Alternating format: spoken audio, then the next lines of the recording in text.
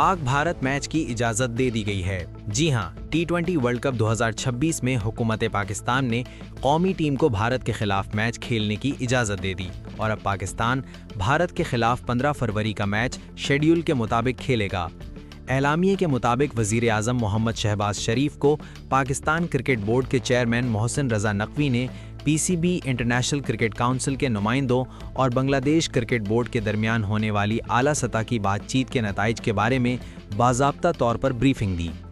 हुकूमत पाकिस्तान ने Bangladesh cricket board की तरफ से PCB को दी गई बाज़ाब्ता दरख्वास्तों के साथ साथ श्रीलंका, मुत्तहिदा अरब अमारात और दीगर रुकन ममालिक से बातचीत का जायज़ा लिया है।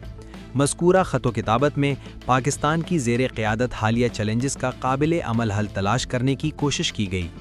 हुकूमत पाकिस्तान BCB के सदर जनाब अमीनुल इस्लाम के बयान का खैर मकदम करती है। हम बरादर मुल्क बांग्लादेश की तरफ से इजहार तशक्कुर का बड़ी गर्मजोशी के साथ खैर मकदम करते हैं।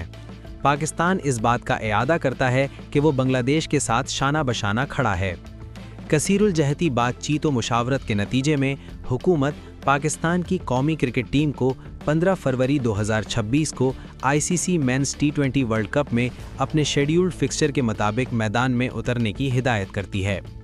मज़ीद बरां ये फ़ैसला क्रिकेट की रूह के तहफ़्फ़ुज़, इस आलमी खेल के तसलसल की हिमायत और इसमें शरीक तमाम ममालिक की खातिर लिया गया है। ICC और दोस्त ममालिक के दरख्वास्त पर पाकिस्तान ने फ़ैसला तब्दील किया।